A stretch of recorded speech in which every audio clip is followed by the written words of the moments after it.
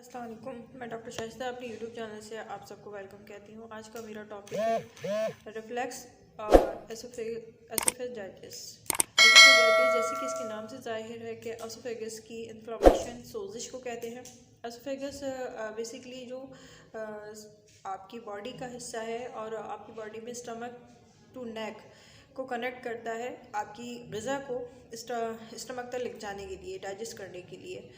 इसके दरमियान एक मेम्ब्रेन होती है जो आपके नेक को और आपके स्टमक को जॉइंट करती है। जब इसकी ज़रूरत होती है तो ये ओपन होती है ग़िज़ा को इनहेल करने के लिए, और जब इसकी ज़रूरत नहीं होती, जब आप ऑक्सीजन को डाइवर्ट कर रहे होते हैं कार्बन डाइऑक्साइड में और रिलीज़ कर रहे होते हैं, तो उस वक्त जो है ये क्लोज और ओपन होता है। ठीक है, तो इस सिफनिकर मसल्स इसका नाम है, और इसकी अगर कोई प्रॉब्लम की वजह से ये सही प्रॉपर वर्क ना कर पाए और स्टमक को प्रॉपर तरीके से कवर ना कर पाए और जो भी ग़िज़ा है वो सही तरह से डाइजेस्ट ना हो, तो उसकी जो भी सिम्टम्स होती हैं तेज़ाबियत की, वो आपके नेक तक आती हैं। उसको हम एसोफेजाइटिस कहते हैं या इन्फ्लेमेशन ऑफ एसोफेगस कहते हैं। मिसाल के तौर पे, जैसे अगर आपने डाइट लेना शुरू की और डाइट लेते हुए पेशेंट अपने आप ही खुद बताए कि मुझे ग़िज़ा को निगलने में दर्द महसूस हो रहा है, या ग़िज़ा निगल ही नहीं जा रही, खाई नहीं जा रही, डाइजेस्ट नहीं हो रही सही तरह से और वापस माउथ की तरफ आ रही है, तो उस तरह की सिम्टम्स को हम इसी मेम्ब्रेन की, इसी मसल्स की वीकनेस का नाम देते हैं, जिसे एसोफेजाइटिस कहा जाता है, इन्फ्लेमेशन ऑफ एसोफेगस। तेज़ाबियत ख़ास तौर पे मैदे में रतूबत जो हलक तक वाज़े हो, इसकी ख़ास डिफिनेशन ये है। अलामात के अंदर, सिम्टम्स के अंदर अगर जिक्र करूँ तो खाने के 2-3 घंटे बाद ही सीने में, यानी कि आपके इस पॉइंट के ऊपर जलन महसूस होगी, तेज़ाबियत होगी। ज़्यादा खा लेने से या मिर्च मसाला, जो लोग शौकीन होते हैं ज़्यादा स्पाइसी चीज़ें खाने के, उसके बाद जलन महसूस हो, जलन बढ़ना शुरू हो जाए, और जलन बढ़ने की मियाद इतनी हो कि आपको रात को लेटने के बाद वो डाइट जो है आपको बाकायदा वोमिट की सूरत में बाहर आए, तेज़ाबी पानी के साथ जो तुर्श हो, और उसके साथ ही आपको स्टमक के पॉइंट पे बहुत सीवियर पेन हो। तो इस प्रॉब्लम को अगर सीवियरिटी से पहले ही हील कर लिया जाए तो ज़्यादा बेहतर होता है, बनिस्बत इसके कि अगर आप इसको इग्नोर करें और इग्नोर करके घरेलू टोटके इस्तेमाल करें, तो फिर इससे जो है आपको ज़्यादा इन्फ्लेमेशन हो सकती है। और कॉजेज़ के साथ साथ ये बढ़ने का नतीजा ये होता है कि अल्सर साइन भी दे सकता है।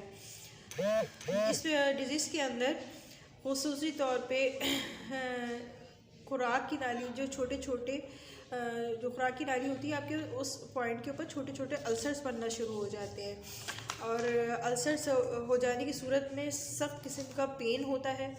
जो बाज़ मरीज़ ये समझते हैं कि हमें हार्ट अटैक आ रहा है या एंजाइना का प्रॉब्लम है, और जब उसका टेस्ट वगैरह करवाया जाए या उसकी प्रॉब्लम सही तरह से डिस्कस करी जाए किसी डॉक्टर से, सीनियर डॉक्टर्स के साथ, तो वो सिम्टम्स आपकी अल्सर की ही नुमाया होती हैं या फिर इन्फ्लेमेशंस की ज़ाहिर होती हैं। और इस डिज़ीज़ में मरीज़ को खाना निगलने में भी, जैसे मैंने शुरू में आपको बताया कि प्रॉब्लम्स होती हैं, डाइजेस्ट सही तरह नहीं होता।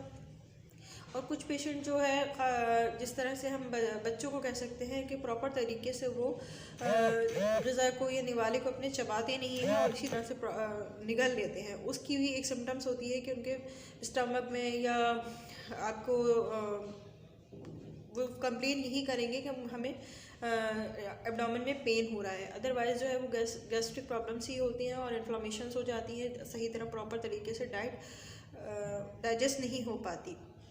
इसको अगर प्रॉपर तरीके से ही क्लियर डायग्नोस ना किया जा सका और प्रॉब्लम्स को इग्नोर करा जाए, तो ये सीवियरिटी पे आ सकती हैं और कैंसर्स के भी साइन दे सकती हैं। अल्सर्स होगा पहले, अल्सर के बाद जो है ये कैंसर की तरफ जा सकती हैं।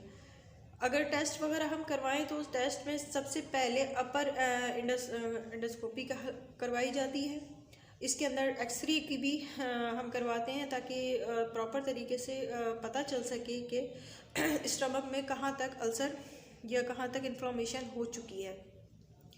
अब हम बात करेंगे होम्योपैथिक मेडिसिन्स के ऊपर। होम्योपैथिक में इसका बेहतरीन इलाज है। होम्योपैथिक मेडिसिन्स हर सिम्टम्स के ऊपर अबूर रखती है और जितना भी आपका डाइजेस्टिव प्रॉब्लम होता है उसके लिए बेस्ट मेडिसिन्स होम्योपैथिक के अंदर मौजूद हैं। सबसे पहले जो मेडिसिन्स को डिस्कस करना चाहूँगी वो है जी नक्स वोमिका। नक्स वोमिका की मरीज़ जो है बेहद जो है खुश इखलाक और अपनी ज़िंदगी में मगन रहना चाहते हैं और हर तरह की जो है वो आसाइशें सहूलतें और आजकल के माहौल के हिसाब से फ्री ऑफ जो है माइंड होते हैं, फ़ास्ट फूड के ऊपर ज़्यादा तरजीह देते हैं। तो इस तरह की प्रॉब्लम्स के अंदर अगर गैस्ट्रिक प्रॉब्लम उनको हो और रात को सोते वक्त ज़्यादा पेन शुरू हो जाए स्टमक के जगह पे, तो आप नक्स वोमिका कंटिन्यूसली 3 टाइम्स जो है उनको वार्म वाटर के साथ यूज़ करवा सकते हैं 1 वीक। तो उसके आपको बेस्ट रिज़ल्ट नज़र आएंगे। सेकंड मेडिसिन फ़ीमेल्स के हिसाब से डिस्कस करना चाहूँगी। जिन फीमेल्स में स्टमक के मकाम पे मेंसेस के दरमियान में ख़ास तौर पे जलन महसूस हो, तबीयत में भारीपन महसूस हो, कैफियत ऐसी हो कि ज़बान आप अगर उसका टंग चेक करेंगे तो वाइट फर जमी हुई होगी, भूख की कमी होती है ऐसी ख़वातीन के अंदर, खाना पीना ज़ाहिर है वो एक तजाबियत की वजह से या इन्फ्लेमेशन की वजह से सही तरह प्रॉपर डाइट अपनी नहीं ले पाती हैं। दिन ब दिन उनका वेट जो है वो लूज़ होना शुरू हो जाता है और गैस की प्रॉब्लम्स होती हैं, डकारें बहुत आती हैं ऐसी फीमेल्स को। तो उस सूरत के अंदर आप ये पास्टीला मेडिसिन कंटिन्यूसली उसको 1 मंथ यूज़ करवाएं वार्म वाटर के साथ 5 ड्रॉप्स, तो इंशाल्लाह अच्छे बेस्ट रिज़ल्ट नज़र आएंगे। सेकंड मेडिसिन नेट्रोम फास है। नेट्रोम फास और को 6x के अंदर, फेरम फास को 6x के अंदर और कलकेरिया फास को 6x के अंदर आप कंटिन्यूसली ये एक मेडिसिन्स हैं जिनका मैंने साथ साथ जिक्र करना मुनासिब समझूंगी कि ये बहुत बेस्ट मेडिसिन्स हैं आपके स्टमक्स प्रॉब्लम्स के लिए, आपके इन्फ्लेमेशन के लिए, डाइजेस्टिव इन्फ्लेमेशन के लिए, ताकि अगर किसी को इतनी सीवियरिटी है कि वो बहुत ज़्यादा ही पेन हो रहा है और बर्दाश्त से बाहर है, गैस्ट्रिक प्रॉब्लम है, तो इसकी 2 to 3 टैबलेट्स कंटिन्यूसली आप उस पेशेंट को यूज़ करवाएं। चाइना मेडिसिन बहुत अच्छा रिज़ल्ट देती है उस प्रॉब्लम के अंदर जब पेशेंट फिज़िकली तौर पे वीक भी हो और किसी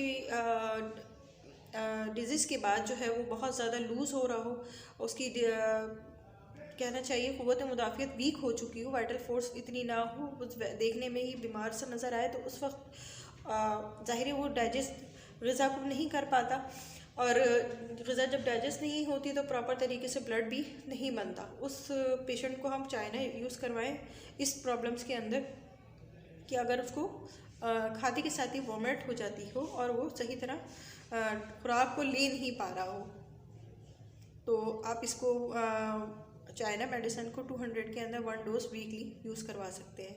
उम्मीद करती हूँ आज की मेरी वीडियो आप लोगों के लिए बेनिफिट साबित होगी। नेक्स्ट वीडियो तक के लिए मुझे इजाज़त दीजिए। अल्लाह हाफ़िज़।